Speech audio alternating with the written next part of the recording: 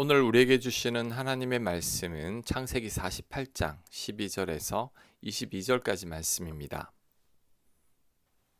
12절 요셉이 아버지의 무릎 사이에서 두 아들을 물러나게 하고 땅에 엎드려 절하고 오른손으로는 에브라임을 이스라엘의 왼손을 향하게 하고 왼손으로는 므낫세를 이스라엘의 오른손을 향하게 하여 이끌어 그에게 가까이 나아가매 이스라엘이 오른손을 펴서 차남 에브라임의 머리에 얹고 왼손을 펴서 므낫세 머리에 얹으니 므낫세는 장자라도 팔을 엇바꾸어 얹었더라. 그가 요셉을 위하여 축복하여 이르되 내 조부 아브람과 아버지 이삭이 섬기던 하나님 나의 출생으로부터 지금까지 나를 기르신 하나님 나를 모든 환난에서 건지신 여호와의 사자께서 이 아이들에게 복을 주시오며 이들로 내 이름과 내 조상 아브라함과 이삭의 이름으로 칭하게 하시오며 이들이 세상에서 번식되게 하시기를 원하나이다. 요셉이 그 아버지가 오른손을 에브라임의 머리에 얹은 것을 보고 기뻐하지 아니하여 아버지 손을 들어 에브라임의 머리에서 므낫세의 머리로 옮기고자 하여 그의 아버지에게 이르되 아버지여 그리 마옵소서 이는 장자이니 오른손을 그의 머리에 얹으소서 하였으나 그의 아버지가 허락하지 아니하며 이르되 나도 안다 내 아들아 나도 안다 그도 한 족속이 되며 그도 크게 되려니와 그의 아우가 그보다 큰 자가 되고 그의 자손이 여러 민족을 이루리라 하고 그날에 그들에게 축복하여 이르되 이스라엘이 너로 말미암아 축복하기를 하나님이 너에게 에브라임 같고 므낫세 같게 하시리라 하며 에브라임을 므낫세보다 앞세웠더라. 이스라엘이 요셉에게 또 이르되 나는 죽으나 하나님이 너희와 함께 계시사 너희를 인도하여 너희 조상의 땅으로 돌아가게 하시려니와 내가 내게 내 형제보다 세겜 땅을 더 주었나니 이는 내가 내 칼과 활로 아모리 족속의 손에서 빼앗은 것이니라. 아멘. 야곱이 요셉의 두 아들을 축복하려고 합니다. 그런데 야곱이 눈이 어두워서 손자들을 잘 보지 못합니다. 그래서 요셉이 야곱의 오른팔 쪽에 장자인 므낫세를 두고 야곱의 왼쪽 팔에는 차자인 에브라임을 두었습니다. 원래 오른팔이 권능의 팔이니까 오른팔로 장자 므낫세를 축복해 달라는 거죠. 그런데 야곱이 축복할 때 팔을 엇바꾸어서 축복을 했습니다. 이를 보고 요셉은 마음이 불편했습니다. 왜냐하면 아버지 야곱이 오른팔로 차자를 축복했기 때문이죠. 그래서 요셉은 아버지의 양팔을 옮기려고 했지만 야곱은 거절하면서 자신이 모르고 그런 게 아니라고 말합니다. 의도적으로 두 팔을 바꿔서 축복을 했다는 거죠. 그러면서 장자 므낫세도 큰 자가 될 것이지만 둘째 에브라임이 더 큰 자가 된다고 말합니다. 자, 그렇다면 이 장면에서 야곱은 왜 둘째를 더 축복했을까요? 자신이 둘째로 태어난 것이 서러워서 둘째 손자를 더 축복한 걸까요? 그건 아닙니다. 이제 야곱은 예전의 야곱이 아니라 미래의 일까지도 볼 수 있는 사람이 되었습니다. 야곱은 하나님의 놀라운 계획을 이미 알고 있었던 거죠. 그래서 21절에 보면 하나님이 너희와 함께 계시사 너희를 인도하여 너희 조상의 땅으로 돌아가게 하시려니와 라고 말하기까지 했습니다. 야곱은 400년 뒤에 일어날 일을 알고 있었던 거죠. 야곱은 언젠가는 자신의 후손들이 애굽을 떠날 것을 이미 알고 있었습니다. 창세기 49장에서도 야곱은 12아들을 분량대로 축복을 하고 예언을 하는데 후에 야곱이 축복하고 예언한 대로 성취되었습니다. 이스라엘 백성들의 미래를 예언했던 구약의 선지자들처럼 야곱은 후손들의 미래를 예언하고 있죠. 이를 볼 때 야곱이 요셉의 장자보다 차자를 더 축복한 것은 야곱의 의도가 아닙니다. 하나님의 계획을 야곱이 알고 있었던 거죠. 그래서 분량대로 두 손자를 축복한 것입니다.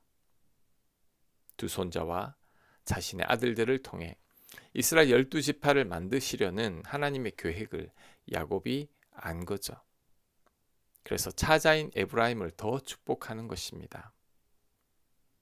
야곱이 이렇게 된 것은 그만큼 하나님과 친밀하다는 것을 의미합니다. 야곱의 할아버지 아브라함과 아버지 이삭도 이 정도로는 구체적인 예언은 하지 못했습니다. 오직 야곱만 이렇게 예언하고 있죠. 야곱이 이제는 거의 선지자의 경지에 이른 겁니다. 사실 둘째를 더 축복하는 것은 이미 두 아들의 이름에서부터 잘 나타나고 있습니다. 요셉의 첫째 아들 므낫세의 이름의 뜻은 다 있게 하셨다는 뜻이고, 둘째 에브라임의 뜻은 창성케 한다는 뜻이죠. 그 이름대로 둘째가 더 창성하게 된 것입니다. 요셉이 지어준 이름대로, 그리고 야곱이 축복한 대로 훗날에는 에브라임 지파가 므낫세 지파보다 훨씬 더 큰 축복을 받게 됩니다. 나중된 자가 먼저 되듯이 야곱이 뒤늦게 하나님을 만났지만 이제는 하나님과 아주 친밀해진 거죠.